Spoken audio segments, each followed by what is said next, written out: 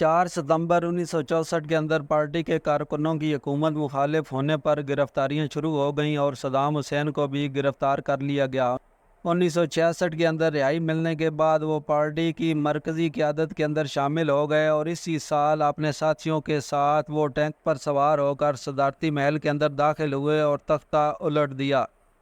اور اس وقت پارٹی کے سربراہ میجر جنرل احمد حسن البکر کی حکومت کا اعلان کیا۔ صرف 2 مہینے کے بعد فوج نے احمد حسن کے خلاف بغاوت کی، جسے صدام حسین نے کچل دیا۔ پارٹی نے ملک کی ترقی کے لیے سارا پلان شروع سے ترتیب دیا، ملکی مفاد کے اندر تمام تر پالیسیز بنانا شروع کی اور عراق کو تیل کی دولت کی وجہ سے دنیا کے ترقی یافتہ ملکوں میں لا کر کھڑا کر دیا۔ آخر کار لوگوں کا رہن سہن بہتر ہونے لگا، لوگوں کی آمدنی بڑھنے لگی۔ 1970 کی دہائی کے اندر احمد حسن البکر بیماری کی وجہ سے سیاست سے دور ہونے لگے تو 16 جولائی 1979 کو استعفیٰ دے کر اقتدار صدام حسین کے حوالے کر دیا۔ صدام حسین عراق کے صدر بن گئے۔ 1990 کے اندر صدام حسین نے عجیب سی خواہش ظاہر کی کہ میں اپنے خون سے قرآن پاک کا نسخہ لکھوانا چاہتا ہوں۔ 2 سال کے عرصے تک ہر ہفتے صدام حسین ایک نرس کو اپنا بازو پیش کرتے تاکہ وہ اس میں سے خون نکال سکے جس کے ذریعے یہ قرآن پاک لکھا جانا تھا۔ اس کام پر اٹھنے والے اخراجات کے ساتھ ساتھ دیگر بہت سی تفصیلات بھی متنازع ہیں، مگر بار بار سامنے آنے والے ناموں کے مطابق اس قرآن کریم کے 605 صفحات اور 114 صورتیں لکھنے کے لیے صدام حسین کا 24 لیٹر خون استعمال ہوا، جسے آج بھی عراق کی ایک مسجد کے اندر محفوظ رکھا گیا ہے۔ مصر میں اپنے قیام کے دوران صدام حسین کو اندازہ نہیں تھا کہ امریکی CIA نے ان کی پارٹی کے ذریعے صرف عراق کی موجودہ حکومت کو ہٹانے کے لیے ایک مورے کے طور پر استعمال کرنا چاہتی ہے۔ اب اقتدار ملنے کے بعد انہوں نے اپنی قوم اور ملک کی ترقی کے لیے جب کام شروع کیا اور امریکہ کے حکم پر ان کو آنکھیں دکھائیں تو بالکل وہی ہوا جو کہ ہونا تھا۔ اب بالکل یہی سازشیں صدام حسین کے خلاف بھی شروع ہو گئی جیسا صدام حسین سے پہلے حکمرانوں کے خلاف کی گئی۔ صدام حسین کے دور کے اندر عراق ایران جنگ ہوئی جو کہ 8 سال تک جاری رہی اور دونوں ملکوں کے تقریباً 15 سے 16 لاکھ کے قریب فوجی اور شہری شہید ہو گئے۔ اربوں ڈالر کا نقصان ہوا۔ امریکہ نے بڑی سازش سے بغاوت کروا کر سنی اور شیعہ مسلمانوں کو آمنے سامنے لا کر کھڑا کر دیا اور اس موقع سے فائدہ اٹھا کر اپنا اصل مقصد حاصل کر لیا۔ عراق کو اسلحے کی بھاری کھیپ فروخت کی، اس کے علاوہ آس پاس کے عربی ملکوں کو بھی ہتھیاروں کی کھیپ دے کر ان سے خوب پیسے بٹورے، ان کی دولت کو خوب لوٹا۔ یہی نہیں بلکہ امریکہ نے چوری چھپے ایران کو بھی ہتھیار سپلائی کیے تاکہ ایک طرف تو اسلحے کی کھیپ کے ذریعے اس کی دولت کو نچوڑ سکے اور دوسرا یہ دونوں ملک آپس میں لڑ کر کمزور ترین حالت میں آ جائیں۔ عراق اور ایران کو اپنا اسلحہ بیچ کر ان کی دولت کو لوٹنے کے بعد اب امریکہ کی نظر تھی عراق کی سب سے بڑی دولت یعنی اس کے تیل پر، اور اس مقصد کے لیے صدام حسین کو راستے سے ہٹانا ضروری تھا کیونکہ صدام حسین نے تیل کی کمپنیوں کو نیشنلائز کر دیا تھا اور کوئی بھی باہر کی کمپنی عراق کے تیل کو نہیں نکال سکتی تھی۔ لہذا اب کی بار صدام حسین کو راستے سے ہٹانے کے لیے بہت بڑے لیول کی سازش کو تیار کیا گیا۔ عراق اور ایران کی یہ جنگ ابھی تک ختم ہی نہیں ہوئی تھی اور عراق کے لوگ ابھی بھی اس زخم کو دل پر لیے بیٹھے تھے کہ امریکہ نے اپنی جوان اور خوبصورت عورت جس کا نام اپریل گلیسٹی تھا اس کو عراق میں اپنا سفیر مقرر کر دیا اور اس عورت سے صدام حسین کی مسلسل ملاقاتیں شروع کروائیں، جس کے اندر اس عورت نے بتایا کہ کویت کا فلاں علاقہ جو کہ عراقی سرحد سے ملا ہوا ہے وہاں پر مسلسل یہ عراق کے تیل کو چوری کر رہا ہے، اور اگر عراق اس حوالے سے کویت کے خلاف کوئی کارروائی کرتا ہے تو امریکہ کو اس پر کوئی اعتراض نہیں کیونکہ یہ عراق اور کویت کا اپنا مسئلہ ہے۔ لہذا عراق نے کویت پر حملہ کر کے اس پر قبضہ کر لیا اور اس چھوٹے سے خود مختار عربی ملک کو اپنی ریاست کا ایک صوبہ قرار دے کر یہاں سے کسی بھی طرح سے باہر نہ نکلنے کا فیصلہ کر لیا۔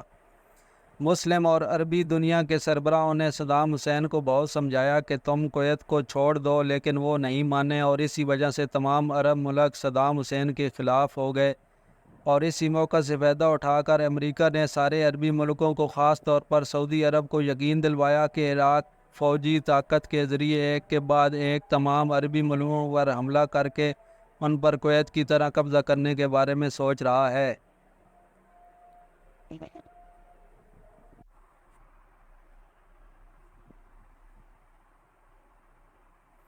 لہٰذا تمام عرب ملکوں نے عراق کے خلاف امریکہ کو اپنی فوج اتارنے کی پیشکش کی کہ ہمیں اس پر کوئی اعتراض نہیں، اور یوں امریکہ کو اپنا منصوبہ کامیاب دکھائی دینے لگا۔ اس نے یہودی میڈیا کے ذریعے صبح شام یہ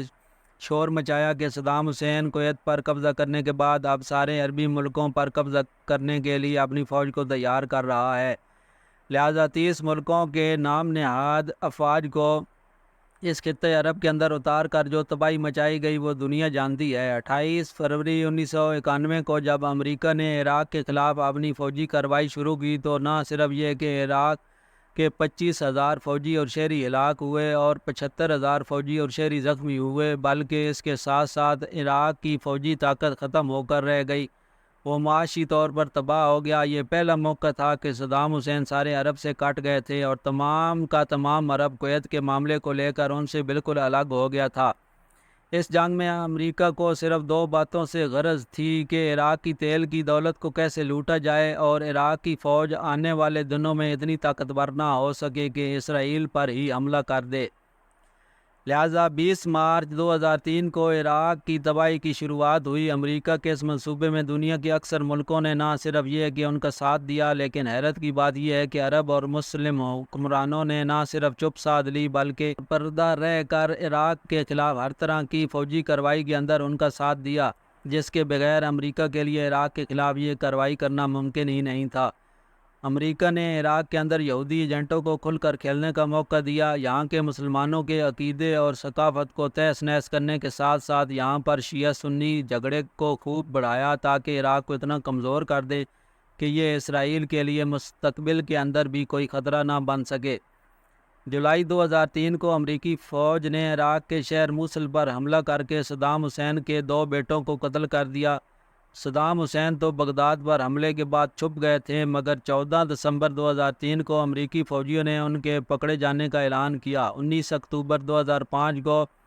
157 شیعوں کے قتل کے الزام میں صدام حسین پر جیل میں مقدمہ شروع ہوا اور 5 نومبر 2006 کو انہیں ملزم ٹھہراتے ہوئے بغداد کی عدالت نے ان کو پھانسی کی سزا سنائی۔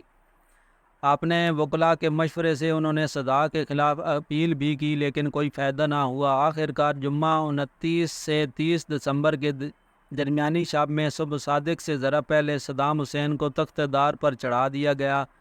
یہ مسلمانوں کے لیے عید الاضحیٰ کا دن تھا اور دنیا کے تمام مسلمان سنت ابراہیمی کی ادائیگی میں مصروف تھے کہ انہیں خبر ملی کہ صدام حسین کو شہید کر دیا گیا ہے۔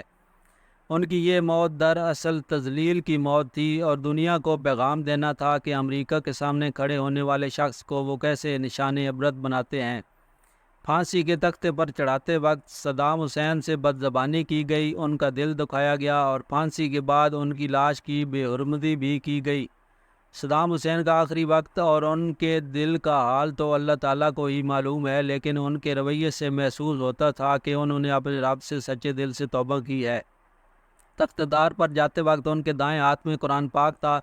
جو کہ انہوں نے اپنے گلے کے اندر پھندر ڈالتے وقت جلاد کو یہ قرآن پاک دے کر کہا کہ یہ فلاں شخص کو دے دینا۔ انہوں نے غسل کیا، نماز پڑھی، قرآن پاک کی تلاوت کی اور بالکل پرسکون حالت کے اندر تخت دار پر پہنچے، جسے دنیا بھر کے میڈیا نے کور کیا۔ پھندے پر جانے سے پہلے انہوں نے 3 بار اللہ اکبر اللہ اکبر اللہ اکبر کہا، جس کے بعد ان کے پاؤں کے نیچے سے تختہ ہٹا دیا گیا اور وہ ہمیشہ کی نیند سو گئے۔ صدام حسین نے اپنی سیاسی زندگی میں بہت ساری غلطیاں کی۔ ان کے دور میں ان پر ظلم و دہشت پھیلانے کا الزام بھی لگتا رہا کہ وہ اپنے دشمنوں پر ذرا برابر بھی رحم نہیں کرتے تھے، لیکن اس بات سے بھی کوئی انکار نہیں کرتا کہ وہ اپنی قوم کے ساتھ مخلص تھے۔ ان کی زندگی کی سب سے بڑی غلطی تھی اپنے دشمن پر بھروسہ کرنا، جو انہیں اقتدار تک لایا، لیکن جب صدام حسین اس قابل ہوئے کہ اسرائیل یا امریکہ کے وجود کے لیے خطرہ بن سکیں، مسلمانوں کا اتحاد قائم کر لیں، تب اسی دشمن کی باتوں میں آ کر انہوں نے پورے عرب کو اپنا دشمن بنا لیا، جو کہ ان کی طاقت بن سکتے تھے۔ امریکہ نے عراق کی کمر توڑ کر اس کے وسائل پر قبضہ کر لیا۔ آج بھی عراق صدر صدام حسین کے بغیر لاوارث ہے، ہر طرف تباہی، بے روزگاری، بھوک اور جرم ہے۔ آج ہر کوئی صدام حسین کے ان الفاظ کو یاد کر کے روتا ہے کہ جب تک میں جاگ رہا ہوں اس وقت تک آپ لوگ چین سے سوتے رہو، لیکن جب میں چلا گیا تو تم لوگ کبھی چین سے سو نہیں پاؤ گے۔